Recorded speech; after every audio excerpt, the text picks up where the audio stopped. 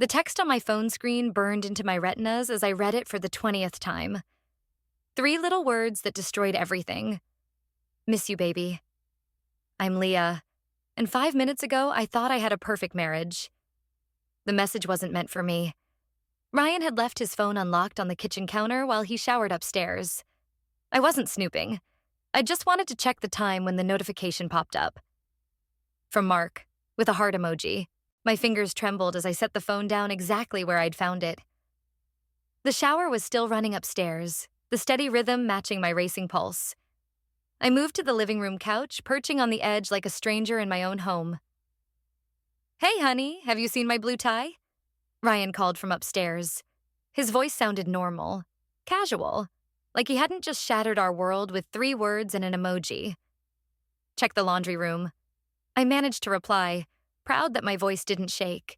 The shower stopped. Footsteps crossed the ceiling above me. I could picture him getting ready for work, going through his normal routine while I sat here trying to breathe around the knife in my chest. Found it. He appeared at the bottom of the stairs, adjusting his collar. You're a lifesaver. I looked at my husband of 8 years. Really looked at him. His damp hair was perfectly styled, his suit crisp and expensive. When had he started dressing so carefully for work? Everything okay? He asked, frowning slightly. You look pale. Who's Mark? The words escaped before I could stop them. Ryan's face didn't change, but his hands stilled on his tie. Mark? Oh, new guy at work. Why? He misses you. I met his eyes steadily, with a heart emoji. The silence stretched between us like a rubber band about to snap. Ryan's expression cycled through surprise, fear, and finally settled on careful blankness. You went through my phone? His voice held an edge of accusation. You left it unlocked. The message just popped up. I stood slowly. Don't try to make this about me checking your phone. Tell me what's going on. Nothing's going on. Mark's just overly friendly. You know how some guys are. He stepped closer, reaching for my hand. Baby, you're making something out of nothing. I jerked away from his touch. Don't you dare try to gaslight me about this. Leah, come on, you're being ridiculous. He glanced at his watch. I have a meeting in 30 minutes. Can we discuss your paranoia later? My paranoia? I laughed, the sound sharp and foreign in my throat. Okay, call Mark right now. Put him on speaker. Let's clear this up. Ryan's jaw tightened. I don't have time for this. We'll talk tonight. He grabbed his briefcase and headed for the door. I followed him. How long? I demanded. How long have you been lying to me? He paused with his hand on the doorknob. For a moment, I thought he might actually answer. Instead, he opened the door and stepped outside. I love you, he said quietly. We'll figure this out later. The door closed behind him with a soft click. I stood there, staring at the polished wood, listening to his car start up and pull away. My phone buzzed in my pocket. Probably his mother, Diane, calling for our daily chat about her upcoming birthday celebration. I ignored it. Instead, I walked to my laptop and opened a new browser window. Time to find out exactly what kind of lawyer specializes in divorce cases where the husband is sleeping with his male colleague. The house felt different now. Colder, emptier. Like the warmth of our marriage had been nothing but an illusion all along. I touched my wedding ring, twisting it around my finger. Game on, Ryan, I whispered to the empty room. Game on. The dinner table had never felt so wide. Ryan sat across from me, methodically cutting his steak into perfect squares, as if nothing had changed. 3 days since the text message, and we'd perfected the art of artificial normalcy. The salmon is excellent, he said, not looking up from his plate. I pushed my food around. Diane called again today. She's insisting on hosting that dinner party tomorrow night. His fork paused halfway to his mouth. We should go. You know how she gets. Of course. Heaven forbid we disappoint your mother. The bitterness in my voice made him finally meet my eyes. Don't start, he warned quietly. Not everything has to be a battle. The doorbell rang, saving us from another carefully controlled argument. Ryan's shoulders tensed as I stood to answer it. Emma stood on our porch, holding a bottle of wine and wearing her trademark concerned expression. Surprise! I was in the neighborhood and thought, Emma. Ryan's voice carried from behind me, too bright, too friendly. What a lovely surprise. We were just finishing dinner. I caught the slight emphasis on finishing, but Emma breezed past it, already inside. Perfect timing then. I brought that Merlot you love, Leah. 20 minutes later, we sat in the living room, Ryan maintaining his perfect husband performance while Emma watched him like a hawk. She'd been my best friend since college.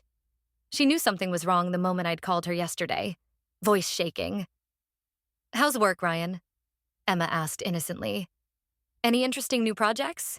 New team members? I nearly choked on my wine. Ryan's smile didn't waver. Same as always, though we did hire a few new people recently. He checked his phone. Speaking of work, I should review some files before tomorrow. The moment he disappeared upstairs, Emma turned to me. He's getting sloppy. Did you see how he couldn't even say Mark's name? Keep your voice down, I whispered, though I knew Ryan would have his shower running by now. His nightly routine as predictable as sunrise. I haven't confronted him about Mark yet. Not really. Why not? You have the proof. Because of Diane. I drained my glass. She's throwing this huge dinner party tomorrow night. All Ryan's colleagues will be there, including Mark.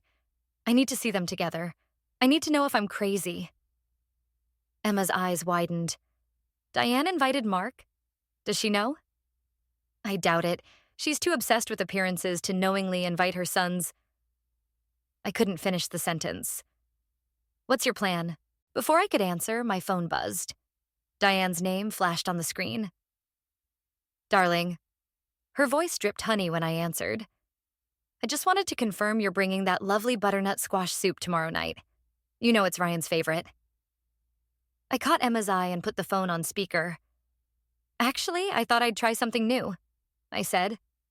Maybe a spicier recipe. Oh. A delicate pause. Well, you know how particular Ryan is about change.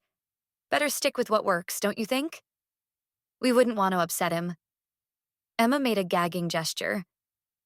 You're right, Diane. Heaven forbid anyone upset Ryan. I kept my voice sweet. I'll bring the usual. After hanging up, Emma grabbed my hands. That woman is toxic. I need to play along. I interrupted. For now, tomorrow night I'm going to watch Ryan and Mark together. If I see what I think I'll see. I took a deep breath. Then I'll know exactly what to do next. And what's that? The shower upstairs shut off. I lowered my voice. Ryan and his mother think they're so clever, so in control. But they've never seen me angry. Really angry. Emma studied my face. You're planning something. Let's just say tomorrow night's dinner party might serve up more than butternut squash soup. I managed a small smile. And Diane's precious social circle might get a taste of something they weren't expecting. Leah. Emma hesitated. Just be careful. Revenge can backfire. Upstairs, I heard Ryan's footsteps moving toward his home office, where he'd spend the next 2 hours working while actually texting Mark. The pattern was so obvious now. I'm done being careful, I said quietly. I'm done being the perfect wife who never rocks the boat. Tomorrow night, I start rocking it until it capsizes. Emma squeezed my hand, but her expression was worried. She didn't understand. Not yet. This wasn't just about revenge. It was about taking back control of my life, one carefully planned dinner party at a time. And tomorrow night would just be the appetizer. The private investigator's office smelled like stale coffee and secrets. Photos spread across his desk like fallen leaves. Ryan and Mark entering a hotel, sharing intimate moments in a restaurant corner, exchanging what looked like keys in a parking garage. There's more, Detective Torres said, sliding another envelope across his desk. Financial records. My hands trembled as I opened it. Bank statements, credit card bills, a lease agreement. He's paying for an apartment? Under a shell company. Very clever, but not clever enough. Torres leaned back. Your husband's been maintaining this arrangement for almost a year. A year. While I'd been planning dinner parties and playing the perfect wife, Ryan had been building a separate life. The revelation hit me like a physical blow. My phone buzzed. Diane's third call today. I silenced it without looking. The dinner party last night, I said, my voice hollow. They barely spoke to each other, but their body language practiced deception. Torres nodded. They've gotten good at hiding in plain sight. A text from Emma lit up my phone. Did you see Diane's social media post? Call me. There's something else, Torres said, hesitating. The apartment lease? Your mother-in-law's signature is on it as guarantor. The room tilted slightly. Diane knows? More than knows. She's actively helping them maintain the deception. I stood abruptly, gathering the photos with shaking hands. The pieces clicked together. Diane's increased involvement in our lives, her constant surveillance disguised as maternal concern, her insistence that Ryan focus on his career instead of starting a family. The retainer we discussed, Torres began. I'll wire it today. I paused at the door. And detective? I may need your services again soon. Outside, I finally checked Emma's message. Diane had posted photos from last night's dinner party, carefully curated to show her perfect family. There I was, smiling beside Ryan while Mark lurked in the background, perfectly positioned to catch my husband's subtle glances. My phone rang. Natalie this time. I answered. Tell me you've seen the photos, my sister said without preamble. The way Ryan and that Mark guy are looking at each other? Even I can see it, and I wasn't there. I know, Nat. I watched a couple pass by on the street, holding hands, completely unaware their world could shatter with one text message. I have proof now. Real proof. Burn it all down, Natalie said fiercely. Ryan, Diane, their whole perfect facade. It's not that simple. Diane's involved. She's been helping them hide it. A sharp intake of breath. That manipulative witch. Wait, is this why she's suddenly planning that huge birthday gala? Probably trying to maintain appearances. I laughed bitterly. You should see the guest list. Half of Ryan's firm will be there. Including Mark? Front and center. I touched the envelope in my bag. Along with every society gossip in town. Silence stretched between us. Then Natalie spoke slowly. You know, a party like that would be the perfect place to expose everything. That's what I'm counting on. I started walking, my heels clicking against the pavement with new purpose. But I need to be smart about this. Diane's birthday is in 3 weeks. I need to gather more evidence, plan every detail. Leah. Natalie hesitated. Are you sure about this? Public humiliation is pretty nuclear. I stopped at a crosswalk, watching the traffic flow past. They've been humiliating me for a year, Nat, playing me for a fool while Diane orchestrated their perfect cover story. The apartment, the secret meetings, the lies. And now? Now I'm done being their puppet. The walk signal changed, and I stepped forward. I'm going to dismantle their carefully constructed world piece by piece, starting with Diane's precious birthday gala. What do you need from me? I smiled, thinking of the guest list, the venue, the countless opportunities for carefully planned chaos. How do you feel about helping me plan the party of the year? The one where we destroy our dear mother-in-law's social standing and expose her golden boy's secret life? Natalie's grin was audible. Count me in. I ended the call and opened my photos. There they were, Ryan and Mark, caught in moments they thought were private. And Diane, the puppet master, thinking she controlled all the strings. They had no idea what was coming. Sometimes the perfect revenge, like the perfect dinner party, was all about timing. And I had 3 weeks to make it unforgettable. The gala venue sparkled with crystal chandeliers and false promises. I stood in the empty ballroom, watching Diane direct the decorators like a general commanding troops. The flowers should be white roses, not pink, she snapped. And those place cards are all wrong. Leah, darling, please handle this. You know how particular I am. I smiled, the expression fitting like a mask I'd worn too long. Of course, Diane. I'll take care of it. My phone vibrated. Another message from Detective Torres. Urgent update. Meet today? Everything all right? Diane appeared at my shoulder, her perfume cloying. You seem distracted lately. Ryan's worried about you. Is he? I slipped my phone away. That's funny, considering he's barely home these days. Her perfectly lined lips tightened. He's working hard for your future. Some wives would appreciate that. Some mothers would appreciate boundaries. The words escaped before I could stop them. The temperature in the room seemed to drop. Diane's eyes narrowed, but before she could respond, her phone rang.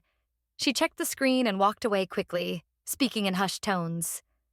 I pretended to adjust table settings while straining to hear. No, absolutely not. He can't attend. Because I said so, that's why. Handle it or I'll find someone who can. 2 hours later, I sat in Torres's office, staring at bank statements that made my hands shake. Your mother-in-law's been busy, he said. That apartment isn't the only thing she's hiding. Offshore accounts? I flipped through the papers. Where did this money come from? That's the interesting part. Torres leaned forward. It's being siphoned from Ryan's company through a series of shell corporations. But here's the twist. Mark's signature is on half these documents. My world tilted again. They're embezzling together? Not exactly. He handed me another file. Mark's being set up. Every transaction has a backup paper trail pointing to him as the sole perpetrator. If this ever comes to light, he'll take the fall. I sat back, pieces clicking into place. Diane's insurance policy. Smart woman. Torres nodded. If Mark ever threatens to expose Ryan, she has everything needed to destroy him. My phone lit up with Emma's message. Found something in Ryan's desk? Come over, now. 20 minutes later, I stood in Emma's kitchen holding divorce papers. Unsigned but dated 3 months ago. They were hidden in a folder marked tax records. Emma said, I was helping him organize his home office while you were out. My fingers traced Ryan's name on the document. He's been planning this.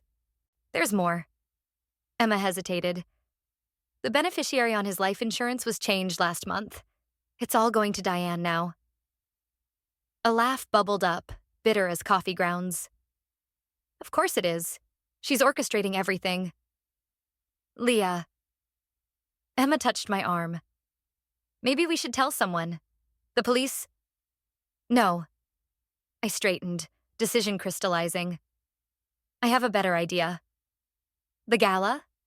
2 weeks away. I pulled out my phone, scrolling to Torres's number. Plenty of time to gather what we need. Need for what? I looked up at my best friend, feeling calmer than I had in weeks. To turn Diane's insurance policy against her. Every guest at that party will be someone she needs to impress, including the company's board members. You're going to expose them? Better. I started typing a message to Torres. I'm going to let them expose themselves. All I need to do is create the right circumstances. How? By giving Mark a chance to save himself. I hit send on the message. Once he knows what Diane's planning, he'll have to choose, go down for her crimes or help me destroy them both. Emma's eyes widened. That's actually brilliant and terrifying. I learned from the best. I smiled grimly. Diane taught me everything I know about manipulation. Time to show her what a good student I've been. My phone buzzed with Torres's reply. Found Mark's personal contact. Meeting arranged for tomorrow. You're sure about this? Emma asked. Once you start, there's no going back. I thought about the divorce papers, the changed insurance policy, the elaborate financial trap being laid for Mark. Every move calculated by Diane, every piece positioned just so. They're already destroying lives, I said quietly. I'm just making sure they destroy the right ones. The chandelier light caught my wedding ring, throwing fractured rainbows across Emma's kitchen wall. Soon, very soon, I'd have no more use for pretty illusions. The cafe was nearly empty when Mark slid into the seat across from me. His hands shook slightly as he set down his coffee, spilling a few drops onto the manila envelope between us. These could destroy everything, he said quietly. Not just Ryan and Diane, the whole company. I pushed the envelope back toward him. That's why you're going to help me use them correctly. He looked older than in the surveillance photos, worry lines etching his face. Why should I trust you? Because Diane's setting you up to take the fall. I sipped my tea, watching his expression crumble. Those offshore accounts, they all lead back to you. That's impossible. Ryan does whatever his mother tells him to. The bitterness in my voice surprised even me. Just like he'll divorce me when she gives the word. Mark's coffee went untouched. The divorce papers, you found them? Along with the changed insurance policy. I leaned forward. Tell me, Mark, does it bother you being the other woman? His jaw tightened. You don't know anything about us. I know Diane's orchestrating everything. The apartment lease, the shell companies, the careful paper trail that makes you look like an embezzling mastermind. I pulled out my phone, showing him Torres's evidence. One phone call to the SEC and your career is over. What do you want? His voice cracked slightly. Your help destroying them both at Diane's birthday gala. Every board member will be there, along with half of Boston's social elite. You're insane. They'll never... The cafe door chimed. Diane walked in, phone pressed to her ear. Mark went pale, but I'd chosen this cafe for a reason. The large plant beside our table blocked us from the entrance's view. Stay still, I whispered. Diane's voice carried across the quiet space. No, I need those transfers completed before the gala. Yes, all of them. Mark's signature is already on the documents. I don't care how you do it, just make it happen. Mark's hands clenched around his coffee cup as Diane collected her order and left. Still think I'm lying? I asked softly. He stared at the door long after she'd gone. What's your plan? First, you keep playing your part. Let them think everything's fine. I slid a burner phone across the table. I'll contact you with instructions. And if I refuse? Then I'll send these documents to the FBI myself, and you can take your chances with a federal investigation. He finally met my eyes. You've changed. No. I stood, gathering my things. I just stopped pretending to be someone I'm not. Unlike some people at this table. Later that night, I sat in my car outside Ryan's office building, watching Mark leave first. Then Ryan 30 minutes later. Their careful routine of separate departures. My phone lit up with Diane's call, right on schedule. Darling, I hope you finished the seating arrangements for the gala. And please tell me you're wearing that blue dress we discussed. Ryan loves you in blue. I watched my husband's car turn toward the apartment he shared with Mark instead of our home. Actually, I thought I'd wear red. A pause. Red is so aggressive. Perhaps we should discuss this over lunch tomorrow. I can't tomorrow. I'm meeting with the caterers. And a forensic accountant, but she didn't need to know that part. Well, I'm sure you'll make the right choice. Her tone carried that familiar note of steel beneath the silk. You always do, don't you? I thought of Mark's shaking hands, of Ryan's separate departures, of Diane's carefully constructed house of cards. Yes, I always do. After hanging up, I pulled out the burner phone, typing quickly, Meeting set with board chairman tomorrow. Be ready. Mark's reply came seconds later. What if this backfires? I watched the lights go on in the apartment window where my husband was building his new life. Then we all burned together. The next message took longer. I never meant for any of this to happen.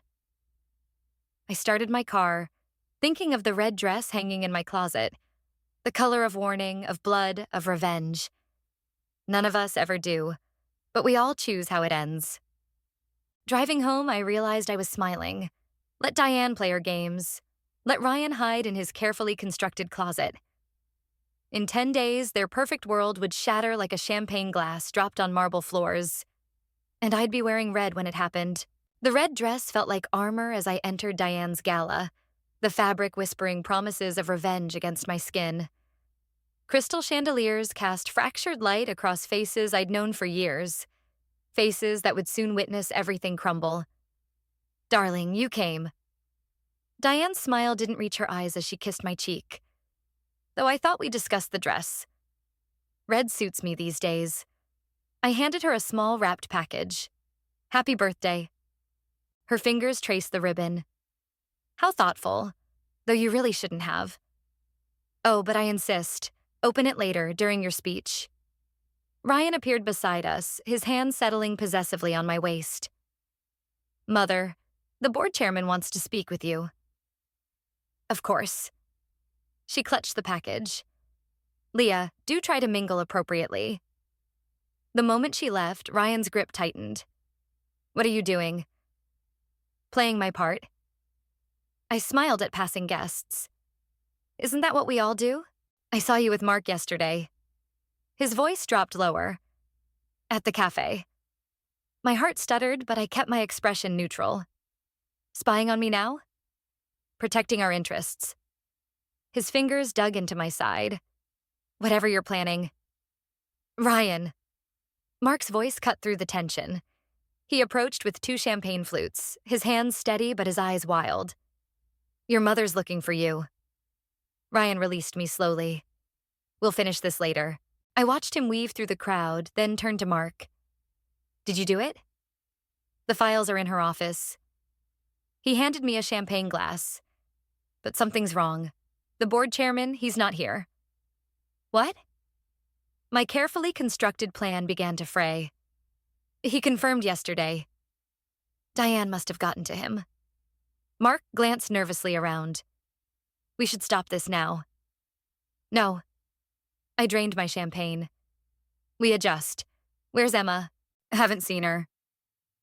He shifted uncomfortably. Leah, Diane's been making calls all afternoon. She knows something's coming. The room suddenly felt too warm, too crowded. Emma was supposed to be here with the backup copies of everything. Without her. Diane's voice rang out, calling everyone to attention. She stood at the head of the room, my gift in her hands, Ryan at her side. Before I open this lovely present from my daughter-in-law, she smiled directly at me. I have an announcement. No, this wasn't how it was supposed to go. Ryan and Leah have been struggling lately, Diane continued, her voice dripping sympathy, which is why we're so grateful Leah agreed to seek professional help. Murmurs rippled through the crowd. I stepped forward. What? The paranoid accusations, the erratic behavior. Diane's eyes gleamed. We've all noticed, haven't we? But now she'll get the care she needs at Pine Grove Retreat. 2 men in dark suits materialized beside me. Security? No. Medical transport. I recognized the logos on their jackets. You can't do this, I whispered, but the crowd was already nodding sympathetically, buying Diane's performance. It's for the best, Ryan said loudly, playing the concerned husband perfectly. We all want you to get better. I looked for Mark, but he'd vanished. My phone was dead. When had that happened? The security men moved closer. The gift, I said desperately. Open it first. Diane smiled sadly. I think we've had enough drama for one evening. She handed the package to a waiter. Please escort my daughter-in-law out quietly. The security men gripped my arms. I caught a glimpse of Emma finally arriving, horror on her face as she took in the scene. But she was too late. You can't keep lying forever, I called out as they led me away. The truth always comes out. Poor thing, I heard someone murmur. Always knew there was something off about her. The last thing I saw was Diane's triumphant smile as the doors closed behind me. She'd outplayed me, turned my own plan against me. Now I was being taken to a mental health facility, my credibility destroyed, while she stood victorious in her perfectly orchestrated world. In the back of the transport van, I closed my eyes. They thought they'd won, thought they'd silenced me. But they'd forgotten one thing. The package wasn't the real gift, and Emma wasn't just arriving late. She was right on time. Let them celebrate their victory. In exactly 20 minutes, when Diane's computer automatically uploaded everything to the board members' emails, we'd see who was really crazy. Sometimes revenge, like the best surprises, just needed perfect timing. The transport van never made it to Pine Grove Retreat. Emma's call to the police about potential kidnapping saw to that, and 20 minutes later, I walked back into Diane's gala wearing handcuffs like jewelry. The ballroom had erupted into chaos. Phones buzzed with notifications as board members opened their emails. Diane stood at the center, her perfectly composed facade cracking as she stared at her screen. "What have you done?" she whispered as I approached. "Exactly what you taught me." I smiled, showing teeth. "I protected our family's interests." Ryan pushed through the crowd, his face ashen. "The offshore accounts are all public now." I turned to the gathering crowd of board members and socialites, along with proof of who really orchestrated the embezzlement. "You ungrateful little—" Diane lunged forward, but Mark caught her arm. "It's over, Diane." His voice carried across the suddenly silent room. "I've already confirmed everything with the SEC." Ryan's head snapped toward Mark. "You helped her? After everything after you let your mother set me up to take the fall?" Mark's laugh was bitter. "She had forged documents ready to frame me for everything." The board chairman, who hadn't been absent after all, just waiting in the wings, stepped forward. "Mrs. Harrison, I believe we need to discuss these transactions immediately." "This is ridiculous." Diane's voice rose shrilly. "She's clearly unstable. You all saw—" "The only thing they saw," I interrupted, "was your desperate attempt to discredit me before the truth came out. How long have you been stealing from the company to fund your lifestyle, Diane?" "Everything I did was for this family." She whirled on Ryan. Tell them how I protected you, how I made sure you had everything." "Including an apartment to meet Mark in?" I pulled out my phone, showing the lease agreement. "Or did you think that was protecting him too?" The room erupted in whispers. Ryan's face drained of color as his carefully constructed world imploded. "Security," Diane commanded, but no one moved. Her power was evaporating like morning dew. "The police are already on their way." Emma appeared beside me, holding up her own phone, along with FBI agents who are very interested in those offshore accounts. Diane's composure finally shattered. "You think you've won? You think exposing all this makes you better?" She laughed, high and brittle. "You've destroyed this family." "No, Diane." I stepped closer, my voice soft but carrying. "You destroyed it the moment you decided your son's image was more important than his happiness. The moment you chose manipulation over truth. Don't you dare judge me." Her eyes glistened with tears or rage, maybe both. "Everything I built was built on lies." I turned to the stunned crowd. "And now everyone knows exactly who you are." The first police officers entered the ballroom. Ryan moved toward Mark instinctively, then stopped, trapped between his mother and his lover, his manufactured life crumbling around him. "You'll regret this," Diane hissed as officers approached her. "Both of you will." I watched them lead her away, her designer dress catching the chandelier light one last time. Ryan followed, not under arrest, but broken, Mark trailing behind them both. Emma touched my arm. "You okay?" I looked around the ballroom, at the shocked faces, the buzzing phones, the evidence of decades of manipulation and lies laid bare. The red dress suddenly felt heavy, like it had absorbed all the night's drama and pain. "I thought revenge would feel different," I admitted quietly. "More satisfying." "Maybe because it's not really about revenge anymore." Emma squeezed my hand. "It's about truth. And sometimes truth hurts everyone, even the people telling it." As the last police car pulled away, I stood in the entrance of the now empty ballroom. Diane's unopened birthday gift still sat on a table, forgotten in the chaos. Inside was nothing but an empty frame, a perfect metaphor for the life she'd built. Sometimes the greatest revenge isn't in destroying someone's world, but in forcing them to see it for what it really is. I'd learned that lesson well. Too well, perhaps. The divorce papers felt lighter than I expected, like autumn leaves instead of the heavy chains they'd once represented. My signature was barely dry when Mark appeared in the courthouse corridor. "Diane took a plea deal," he said, keeping his distance. The board voted Ryan out this morning. I nodded, tucking the papers into my bag. And you? Immunity in exchange for testimony. He shifted uncomfortably. Listen, Leah. Don't.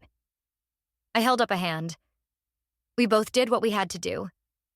The marble halls echoed with footsteps as other lives unraveled or reformed around us. Through the window, I could see Emma waiting in her car, ready for our planned celebration lunch. He asked about you. Mark said quietly. Ryan, he wanted to know if you'd visit him. And what did you tell him? That some bridges stay burned. A ghost of a smile crossed my face. Speaking from experience? Something like that. He pulled an envelope from his jacket. There's something you should know about Diane. Why she did all this. Inside was an old photograph. Diane, much younger, standing beside another woman who shared her features. They were both wearing wedding dresses. Her sister, Mark explained. Their father disowned her for marrying a woman in the 70s. Diane spent her whole life trying to maintain the perfect family image she thought would have saved her sister. What happened to her? The sister? Died alone in a nursing home while Diane was too afraid to acknowledge her publicly. He took the photo back. She turned Ryan into what she wished she'd been, the perfect child who never strayed from society's expectations. The irony wasn't lost on me, and destroyed him in the process. We all destroy the things we love too much. He started to walk away, then turned back. The apartment lease, I'm surrendering it. Thought you might want it. I watched him disappear down the corridor, thinking of patterns repeating across generations. Love twisted into control. Secrets fossilized into weapons. The apartment was empty when I arrived. Sunlight streamed through bare windows, illuminating dust motes and memories. In the bedroom, a single red tie lay forgotten on the dresser. Ryan's favorite, the one he'd worn the day I discovered the truth. My phone buzzed with Natalie's message. Did you see the news? Diane's statement is everywhere. I hadn't looked. Didn't need to. Some stories were better left unread. The kitchen still held traces of their life together. 2 coffee mugs in the drain board. A shopping list in Ryan's handwriting. I opened drawers until I found what I was looking for. The spare key Mark had mentioned. Standing at the window, I could see the park where Ryan and Mark used to meet, pretending to be strangers sharing a bench. How many lives had been lived in these hidden spaces, these careful gaps between truth and appearance? Emma called as I was leaving. You okay? Need company? I'm good. I locked the door one final time. Just finishing something. At the building's front desk, I handed over the key and lease termination. The doorman smiled, not knowing he was witnessing the end of a story that had nearly destroyed 3 lives. Outside, spring sun warmed my face. My phone showed another missed call. A number I didn't recognize, but somehow knew was Diane's lawyer. Some conversations weren't worth having. I walked to the park, to that bench where so many secrets had been shared. A young couple sat there now, holding hands without hiding, their love simple and unashamed. The prenup money would clear tomorrow. Enough to start fresh, though that hadn't been the point. The point had been truth, in all its messy, complicated glory. In my bag, the divorce papers rustled against an unopened envelope. Ryan's last letter, delivered through his attorney. I'd read it someday, maybe. Or maybe some words were better left unsaid. A street musician played something soft and melancholic as I walked away from the park. The melody followed me, a reminder that even the saddest songs eventually fade into new rhythms. I didn't look back at the bench. Some endings are better faced forward, eyes on the horizon where new stories wait to begin.